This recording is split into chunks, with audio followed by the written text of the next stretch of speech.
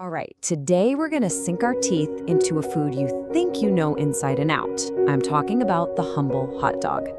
But you know what? This ballpark classic has a story that's way more complex and honestly a lot more fascinating than you probably imagine. Seriously, think again. The journey of the hot dog is this wild ride, right? It goes from medieval Germany all the way to modern day America, from street corners to, believe it or not, world records. It's a story of immigration, innovation, and some really strange slang. So let's just dive right in. Okay, so to really get the hot dog, we've got to go back. I mean, way back. Long before it was an American icon, its ancestors were actually European delicacies. So there are basically two key origin points for what we now call the hot dog. First, you've got Frankfurt, Germany. This is where the Frankfurter comes from, a pork sausage with roots that stretch all the way back to the 13th century. That's insane, right? Then you have Vienna, Austria, or Wien in German, and that gives us the Wiener, which is a sausage made from a mix of pork and beef. You could totally say these two are like the Adam and Eve of the modern hot dog. All right, so how on earth did these Frankfurters and Wieners get that famous American name? Well, here's the thing. The story most of us have heard, it's a total myth. And the real origin story is, well, it's a little bit darker. Check this out. This quote is from a newspaper way back in 1884. This is a total game changer, because it proves the term hot dog was already being used decades earlier than most people think. I mean, this one little line pretty much changes everything we thought we knew about the name. So you've probably heard the popular story, right? There's this cartoonist, Tad Dorkin, and he's drawing these sausages that look like little dachshunds. The legend goes he couldn't spell dachshund, so he just scribbled hot dog instead. It's a cute story for sure. Yup, but that's all it is, a story. Remember that 1884 newspaper? Well, that proves the term was already in print more than 20 years before Dorgan's cartoon ever came out. So yeah, myth officially busted. So that leaves us with the big question, right? If the friendly cartoonist didn't invent the name, then who did? And maybe more importantly, why dog? Well, the answer probably comes from the pretty tough streets of 19th century America. Okay, so get this. It turns out that dog was actually 19th century slang for sausage, and it was not a compliment. This whole thing really taps into what was going on at the time. You had these cities growing like crazy, new immigrant vendors on every corner, and basically zero food safety laws. So the name hot dog probably started as a dark, cynical street joke. It came from this widespread suspicion, which, by the way, was sometimes true, that some shady sausage makers were using dog meat as a filler. Yikes.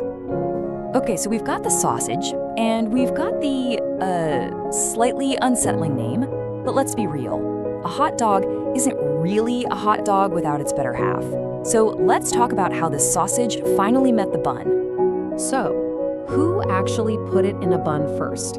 This is one of those great food history debates, and a few different people have claimed the title. First up, you've got Charles Feltman in 1867. He started selling his Coney Island Red Hots in buns from a special cart.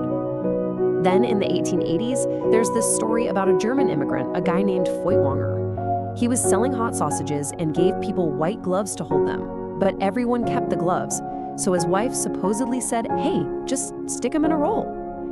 And finally, in 1901, a concessionaire named Harry Stevens allegedly ran out of wax paper at a baseball game and started using small French rolls instead. We might never know who was truly first, but man, aren't we glad someone figured it out? And that brings us to the two main types of hot dogs you'll find today. First, you've got the classic natural casing. Now, these are made from sheep intestines, which is what gives them that firm texture and that super satisfying snap when you bite into it. You know the one. Then you have the skinless hot dogs. These guys are cooked inside a cellulose casing, but that casing gets removed before they're packaged. The result is a much softer bite and a perfectly uniform shape. All right, so we've got the hot dog, we've got the bun. Now let's see how this German import completely transformed into a pillar of American culture. I mean, we're talking ballparks, barbecues, street carts. It is everywhere, from coast to coast. Just look at that number, 20 billion with a B. That's how many hot dogs Americans supposedly eat every single year. I mean, just let that sink in for a second. It's an absolutely staggering number, and it really shows you just how deep the hot dog runs in the American diet. And of course, we Americans didn't just eat hot dogs, we made them our own. Every region has its own spin. You go to Chicago, you get the legendary Chicago dog. It's loaded with basically a whole salad of toppings on a poppy seed bun. It's amazing. Then in New York, it's all about that classic beef frank with sauerkraut and spicy brown mustard. Simple, perfect. And if you're down near Philly, you might just find it Texas Tommy, which is a glorious creation topped with cheese and wrapped in bacon. Yes, please. But, for a food this popular, it's no surprise that it also comes with its fair share of debates. And these debates range from the really serious to the really, really silly. Okay, so let's get the serious one out of the way first. According to the American Institute for Cancer Research, eating just one hot dog every single day, that can increase your long-term risk of colorectal cancer by about 20%. So to put that in perspective, if a person's normal risk is around 5.8%, this could bump it up to about 7%. Look, it's a significant finding, and it's definitely put this beloved food under a major health spotlight. Okay, but on a much lighter note, let's pivot from public health to public debate. It's time to ask the question that has probably divided families and ended friendships for generations. Is a hot dog a sandwich? And the breakdown of who's on what side is just fascinating. In the pro-sandwich corner, you have, get this, the Merriam-Webster dictionary itself. Even the late Justice Ruth Bader Ginsburg argued it might just be a sandwich. But then in the anti-sandwich corner, you have the National Hot Dog Council and the champion eater Joey Chestnut himself. They both say absolutely not. The debate, my friends, rages on. All right, to wrap things up, I want to leave you with one last kind of mind-boggling number, $145.49. What on earth could that possibly have to do with a hot dog? Well, that was the price tag on the California Capital City Dog, which holds the Guinness World Record for the most expensive hot dog ever. We're talking an 18-inch all-beef frank on a focaccia roll, and it was topped with things like French mustard, moose cheese from Sweden, yes, moose cheese, and white truffle butter. The money went to charity, which is great, but it just goes to show you how far you can take this simple street food.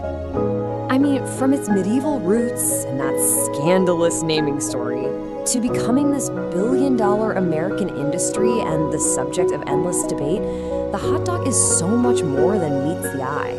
The next time you're at a barbecue, you'll know you're not just holding a snack. You're holding a little piece of history right there in that bun.